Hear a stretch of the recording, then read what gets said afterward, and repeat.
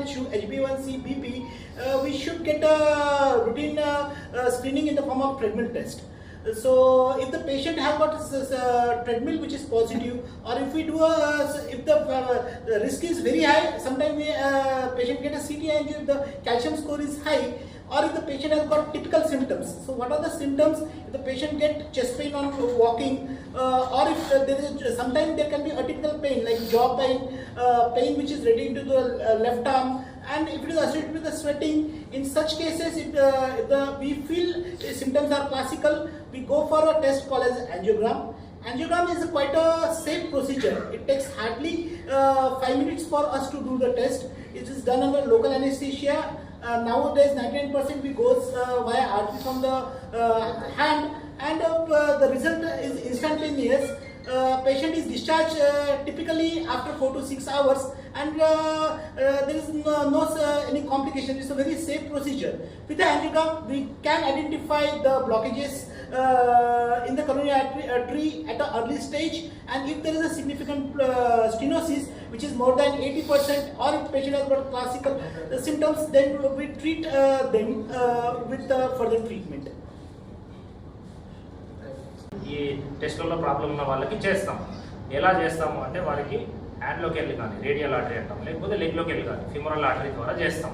ఒక వైర్ మనము ఇక్కడ పంక్చర్ చేసి అక్కడి నుంచి ఒక వైర్ కానీ హార్ట్ దాంట్లో వైర్ పైన కెథెటర్ వేసి కాంట్రాస్ట్ డై అనేది ఇంజెక్ట్ చేస్తాం హార్ట్ దగ్గర. సో అది ఏంటిదంటే మన కొరనరీ ఆర్టరీస్ మొత్తంని ఫిల్ అవుతుంది. సో ఆ రక్తనాళంలో, గుండెకి సరఫరా చేసే రక్తనాళంలో ఏమైనా బ్లాక్స్ ఉన్నాయా అనేది ఈ యాంజియోగ్రామ్ ప్రొసీజర్ ద్వారా తెలుస్తుంది. సో ఎంత పర్సెంటేజ్ ఉంది దాని ప్రకారమే మనము ఫర్దర్ ట్రీట్మెంట్ ఏంటిది. ఈ యాంజియోగ్రామ్ ద్వారా ఇది ఓన్లీ డయాగ్నోస్టిక్ టెస్ట్ అండి. ఇందులో ఎన్ని బ్లాక్స్ ఉన్నాయి, ఎంత పర్సెంటేజ్ ఉంది, అంతవరకు మాత్రమే మనకు తెలుస్తుంది. ఈ బ్లాక్స్ ప్రకారమే మనం నెక్స్ట్ ఏంటి, మరి స్టెంట్ అవసరం పడుతుందా, లేకపోతే మెడిసిన్సే సరిపోతుందా, లేకపోతే open heart surgery, bypass surgery అవసరం అనేది యాంజియోగ్రామ్ తర్వాతే డిసైడ్ చేస్తాం. దీని ప్రకారం మనం ఒకవేళ స్టెంట్ అవసరం పడితే మనం నెక్స్ట్ ప్రొసీజర్ స్టెంట్కి వెళ్తాము. లేదు మెడిసిన్స్ లెస్ దాన్ 50% కానీ చిన్న బ్లాక్సే ఉంటే మెడిసిన్సే పెడతాం. సో ఈ యాంజియోగ్రామ్ అనేది చాలా సేఫ్ ప్రొసీజర్. జనరల్లీ చాలా వెరీ రేర్గా కాంప్లికేషన్స్ అనేది చూస్తుంటాము.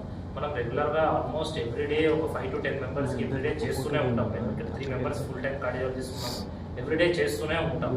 సో ఈ యాంజియోగ్రామ్ అనేది చాలా మందికి అపోహలు ఉంటాయి. ఇదేదో చాలా మేజర్ ఆపరేషన్, చాలా టైం పడుతుంది, లేకపోతే లైఫ్ రిస్క్ ఉంటుంది. ఇది వెరీ రేర్ అండి. లైఫ్ రిస్క్ అనేది కూడా ఉండొచ్చు, కానీ వెరీ 0.1%, లెస్ దాన్ 1% కంటే తక్కువ ఛాన్సెస్. కాంప్లికేషన్స్ అయ్యే ఛాన్సెస్ కూడా 1% ఆర్ లెస్. సో మనకి డెఫినెట్గా అవసరం అనిపిస్తే డెఫినెట్గా ఈ యాంజియోగ్రామ్ చేయించుకోవడం మంచిది. మీకు యాంజియోగ్రామ్ కానీ ఇంకేమైనా హార్ట్ అటాక్ పైన ఏమైనా డౌట్స్ ఉన్నా కానీ మాకు అడగచ్చు, క్వశ్చన్స్ అడగచ్చు. వ్యాధులు చాలా ఎక్కువ చూస్తున్నాం మనము. ఇదివరకు వరంగల్లో ఏమన్నా గుండె సంబంధించిన వ్యాధులు ఉంటే పేషెంట్స్ హైదరాబాద్ వరకు వెళ్లాల్సి వచ్చేది. కానీ ఇప్పుడు మన దగ్గర మెడికల్ వరంగల్లో 3 ఎక్స్పీరియన్స్డ్ కార్డియాలజిస్ట్ ఉన్నారు. సో గుండెకి సంబంధించి ఎలాంటి ఇష్యూ ఉన్నా కానీ ఇక్కడికి వచ్చి ఇక్కడ సేఫ్గా ట్రీట్ అయ్యి పేషెంట్స్ హ్యాపీగా ఇంటికి వెళ్తున్నారు. సో మనతో పాటు ఇవాళ doctor Shravan Kumar Rama Reddy and doctor Santosh Madani sir ఉన్నారు. అసలు యాంజియోగ్రామ్ ఎందుకు చేస్తారు, ఎలాంటి పేషెంట్స్లో చేయాలి, దానివల్ల తర్వాత మనం ఏం కనిపెట్టచ్చు, ఎట్లా ట్రీట్ చేయొచ్చు పేషెంట్స్ అనే దాని గురించి సార్ ఎక్స్ప్లెయిన్ చేస్తారు.